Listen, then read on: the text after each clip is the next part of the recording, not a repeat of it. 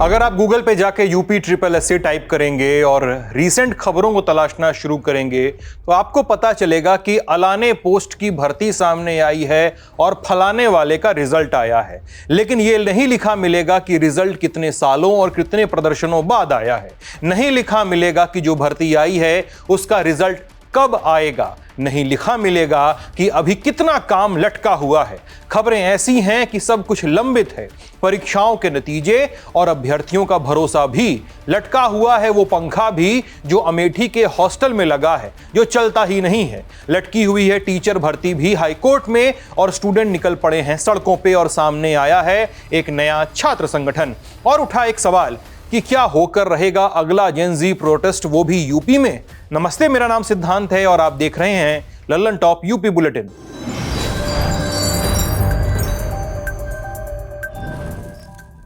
हमने कहा था कि यूपी एक ऐसे मुहाने पर है जहां सबकी निगाह इस पर टिकी है कि कैसे युवाओं को लामबंद होकर एक आंदोलन की शक्ल लेते देखा जाए या वैसा न होने दिया जाए। अधिकारियों, मंत्रियों और विधायकों को स्पष्ट निर्देश हैं कि जेन के आगे जो भी लिखा हो सबसे संवाद बढ़ाएं, चाहे वो जी हो, वाई हो या अल्फा हो।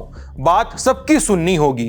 तभी मंत्री और पूर्व IPS अफसर असीम अरुण को अपना कन्नौज जाता अपना काफिला रोकना पड़ा है और स्कूल के बच्चों से संवाद करना पड़ा है। इस खबर को जानने के लिए सबसे पहले ये वीडियो देखिए।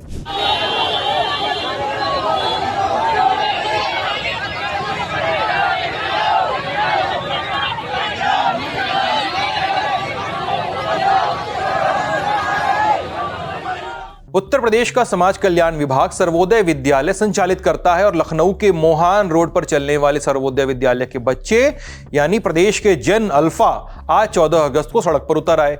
ये वहां की तस्वीरें हैं। ये बच्चे सड़क पर उतरे और ऐसा उतरे कि जाम में समाज कल्याण विभाग के राज्य मंत्री असीम अरुण की गाड़ी फंस गई। वो गाड़ी से उतरे, जेन अल्फा छात्रों से बात कर उन्हें उनके स्कूल वापस ले गए। लेकिन छात्र प्रदर्शन कर क्यों रहे थे? सर्वोदय विद्यालय के स्टूडेंट लंबे समय से इल्जाम लगा रहे हैं कि उनके स्कूल में टीचर्स की संख्या पर्याप्त नहीं है। अब आज छात्रों ने यह बात सड़क पर आकर कही। छात्रों ने कहा कि टीचरों की कमी के कारण सभी कक्षाओं की पढ़ाई समय पर पूरी नहीं हो पा रही है।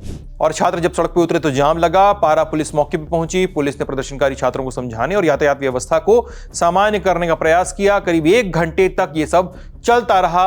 असीम अरुण भी उसी जाम में बैठे थे तो फंस गए और वो भी छात्रों के मनुहार में शामिल हुए। तब जाकर कहीं छात्रों को शांत कराया जा सका। लेकिन पिक्चर अभी बाकी थी। स्टूडेंट्स को स्कूल के हॉल में बिठाया गया। मंत्री असीम अरुण और स्कूल के प्रिंसिपल विनोद कुमार ने छात्रों से बातचीत शुरू की। स्टूडेंट्स ने कहा कि बात बस टीचर की कमी की नहीं है। खेलकूद का सामान खराब है, बिजली व्यवस्था खराब है, लाइब्रेरी का सामान इस्तेमाल नहीं कर पा रहे हैं और तो और साफ सफाई की स्थिति भी गड़बड़ ही है। एक स्वस्थ लोकतंत्र को छात्रों, प्रिंसिपल और कैबिनेट मंत्री के बीच का यह संवाद जरूर सुनना चाहिए। इत्तेफाक है कि मैं खुद ही उस सड़क पे आ रहा था। आपकी बात सुन के नहीं आया, मैं तो इधर से आ ही रहा था, कन्नौज के रास्ते में था। मालूम हुआ कि बड़ा बुरा लगा मुझे। देखा कि मैंने देखा अपने स्कूल के बच्चे लगे। खैर, आपसे आके बातचीत की, आप बच्चे अंदर आ गए। अच्छी बात। अभी आप साइड में माननीय मंत्री जी क्या लेकिन वो तस्वीर में आऊँगा आपके साथ खाने के बाद बात करूँगा, बताऊँगा, तफसील से बताऊँगा। मैं चाहूँगा आप में से सभी लोग जैसे मैं यहाँ पे हूँ वैसे ही आज से 10 साल बाद, 5 साल बाद उस जगह पे हो जहाँ आपके ऊपर ये जिम्मेदारी हो कि आप जैसे बच्चे जो हैं वो कैसे वहां पहुंचे जहां मैं पहुंचा हूं और जहां आप पहुंचेंगे। सर, मुझे थोड़ा सा तकलीफ इस बात की है और मुझे अंदर से शर्म तो नहीं कहूंगा लेकिन थोड़ा सा एक लज्जित होने का भाव है मेरे अंदर कि मुझे अपने बच्चों से ऐसे अवसर में संवाद करने आना पड़ा। मतलब कोई और अवसर भी हो सकता था, बेहतर अवसर हो सकता था, लेकिन इनकी परेशानी पे आना पड़ा। ये एक बड़ा टिपिकल सा सरकारी वो होता है कि जब परेशान होते हैं तभी लोग सुनने आ पाते हैं। फिर असीम अरुण ने साफ किया कि सर्वोदय विद्यालय का मामला हाई कोर्ट में है। 17 अगस्त को कोर्ट में डेट है, इस पर सरकार का ध्यान है। हालांकि यही एक खबर होती तो क्या बात थी। हमने आपको 2 दिनों पहले हमीरपुर के बच्चों का वीडियो दिखाया था कि कैसे वो कलेक्ट्रेट में घुस गए थे। जिलाधिकारी से मिलना था लेकिन जिलाधिकारी वहां से चले गए थे, दूसरे रास्ते थे।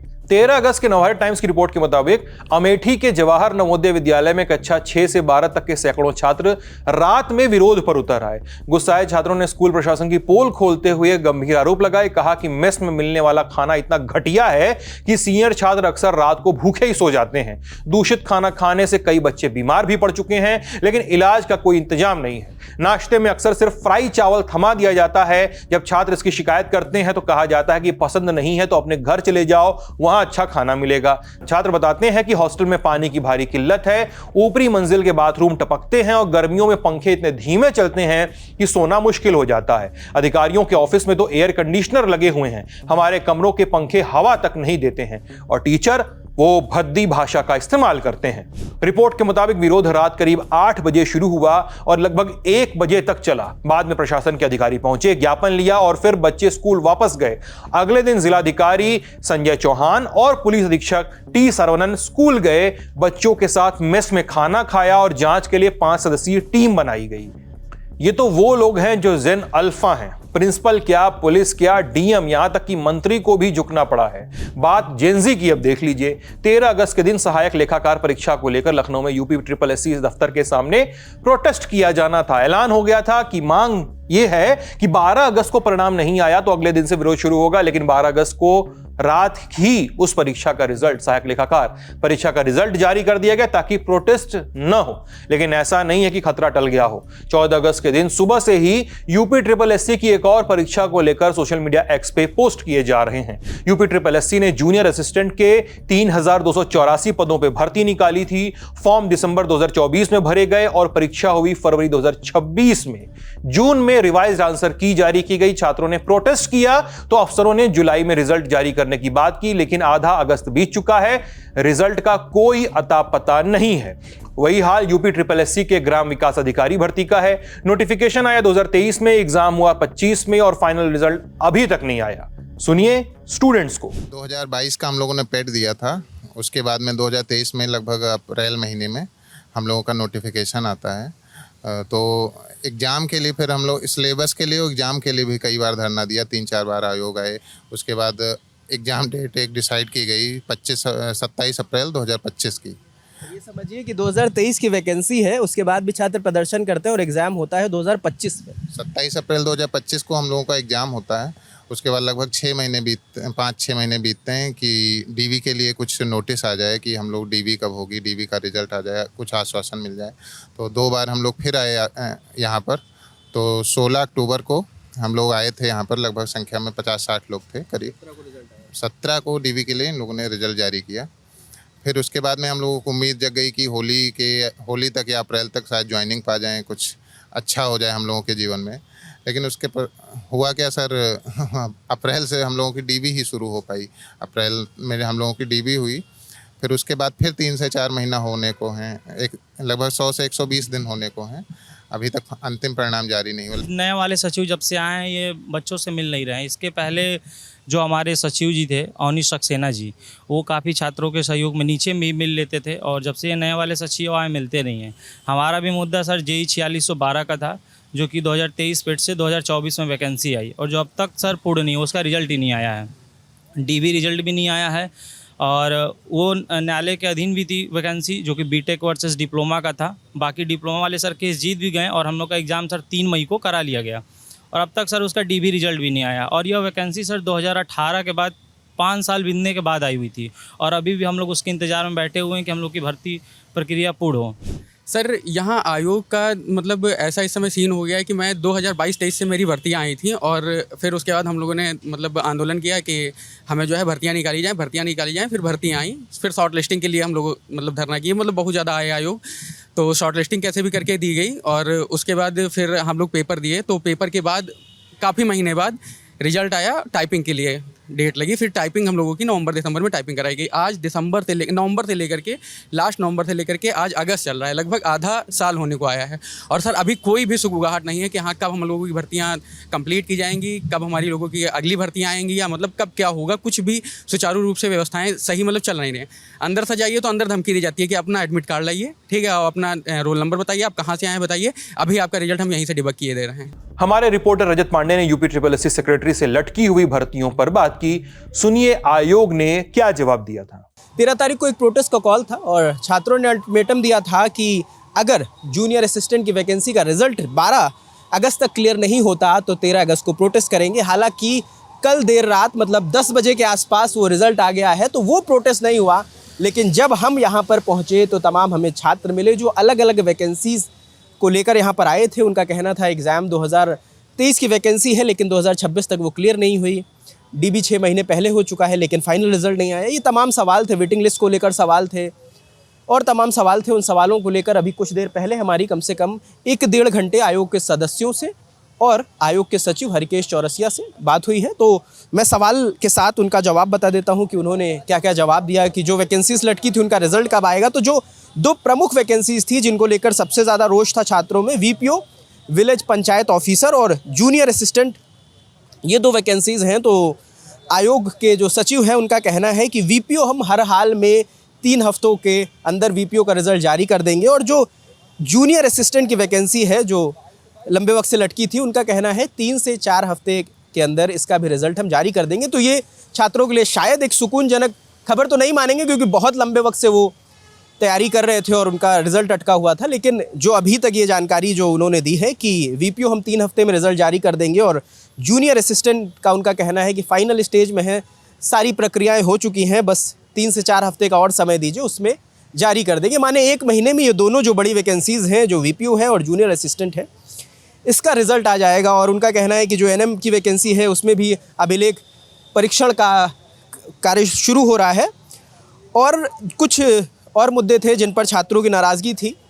आयोग का कहना था कि हमने कैलेंडर जारी किया है, पहली बार हुआ है जो कैलेंडर जारी किया गया है और हमने बाकायदा वैकेंसीज निर्धारित कर दी, हमने शेड्यूल बना दिया है कि किस वैकेंसी का एग्ज़ाम किस दिन होगा। लेकिन बात यह भी है कि अगस्त के महीने में यूपी में जो हो रहा है उसको लेकर पहले ही खबर लिखी जाने लगी थी। जैसे 25 जुलाई को रिपोर्ट किया गया कि कथित पेपर लीक के खिलाफ चल रहे आंदोलन के समर्थन में उत्तर प्रदेश के प्रयागराज, लखनऊ, झांसी, सहारनपुर समेत कई जगहों पर प्रदर्शन हुए। प्रयागराज में भारी बारिश के बीच हजारों छात्र सिविल लाइंस पहुंचे।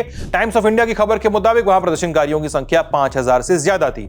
यानी अगस्त शुरू होने से पहले ही उत्तर प्रदेश में छात्र असंतोष का एक बेस तैयार हो चुका था। आज तक में छपी खबर के मुताबिक छात्रों का एक संयुक्त मोर्चा भी अब तैयार हो चुका है। 10 अगस्त को आई खबर कहती है कि यूपी पेपर लीक, लंबित भर्तियों और भर्ती परीक्षाओं में गड़बड़ियों, निजी स्कूलों की मनमानी फीस, इन तमाम मुद्दों को लेकर प्रतियोगी छात्रों और छात्र नेताओं ने जस्टिस मोर्चा नाम से एक संगठन बनाया है। 12 अगस्त से संगठन ने प्रदेशव्यापी जनसंपर्क अभियान भी शुरू किया है। दावा कि 50 दिनों में 1000 कॉलेजों तक पहुंचेंगे। 20 अगस्त से चौरा चौरी से करीब 800 किलोमीटर की साइकिल यात्रा और फिर 2 अक्टूबर को लखनऊ में आंदोलन का भी ऐलान है।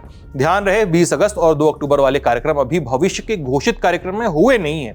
और मांगों में एक मांग गौर करने लायक है कि हर साल भर्ती परीक्षाओं का कैलेंडर जारी हो, लंबित भर्तियां समयबद्ध तरीके से पूरी हों। और यह सब दिल्ली के जंतर मंतर प्रोटेस्ट के पहले ही सुलगने लगा था। जैसे 22 जून को ही ग्राम पंचायत अधिकारी भर्ती के अभ्यर्थियों ने यूपी SSSC कार्यालय के बाहर प्रदर्शन किया था और फाइनल रिजल्ट जारी करने की मांग की थी। और उसके पहले मार्च के महीने में यूपी SSSC के एक्सरे टेक्नीशियन एग्जाम का रिजल्ट जारी करने के लिए प्रदर्शन किया गया था। फिर जुलाई में जाकर इस परीक्षा का नतीजा सामने लाया जा सका था। लेकिन ऐसा क्यों है कि स्टूडेंट्स को हर बार चीखना पड़ रहा है कि एक बार भर्ती निकालने के लिए चीखो, फिर भर्ती की परीक्षा करवाने के लिए चीखो, फिर भर्ती परीक्षा का नतीजा निकलवाने के लिए चीखो, फिर फाइनल लिस्ट निकालने के लिए? ये ऐसा कौन सा वैक्स है जो अधिकारी और नेता कान में डाल के बैठे हुए हैं? ये वैक्स उस वाले से भी स्ट्रांग दिखता है जो ओडिसियस के सैनिकों को कान में ठूस कर जलपरियों के पास से नाव निकालनी पड़ी थी।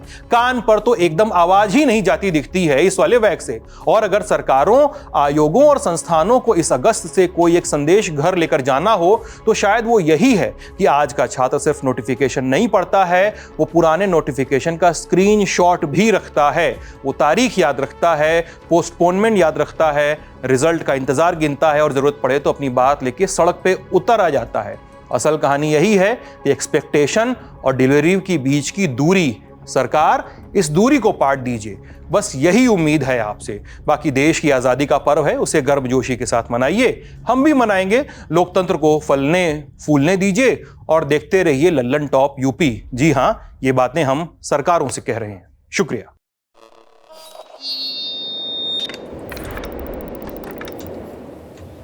शक्ति परमात्मा साकार हरि का करता है तो वही अमर हो जाता है। दर्शन की लालसा जो भक्तों की पिछले 3-4 माह से थी वो जुलाई में पूर्ण होने जा रही है। यूपी के हाथरस में जो भगदड़ हुई उसमें अनेकों लोगों की दुखद मृत्यु होने की जानकारी आ रही है। नारायण हरि जी के, विष्णु जी, शंकर जी, कृष्ण जी सभी छोटे हैं उनसे।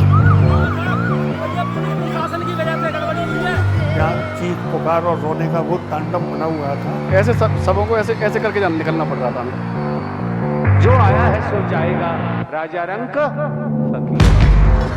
विभिन्न वाहनों से डेड बॉडी आने का तांता लगा है। जो आंखों सामने घटना हुई थी उसको वो पूरी तरह से सही तरह से नहीं बता पा रहे। क्या हुआ था वहाँ पर? मन तक अच्छा ना देख पाओ। आप पहले क्लियर होना चाहिए था कि मेकशिफ्ट टेंट ना होता जो था वहाँ पे। किसी राजनीतिक दल ने बाबा को घेरने की कोशिश नहीं की। क्या अभी भी बाबा के सत्संग हो रहे हैं?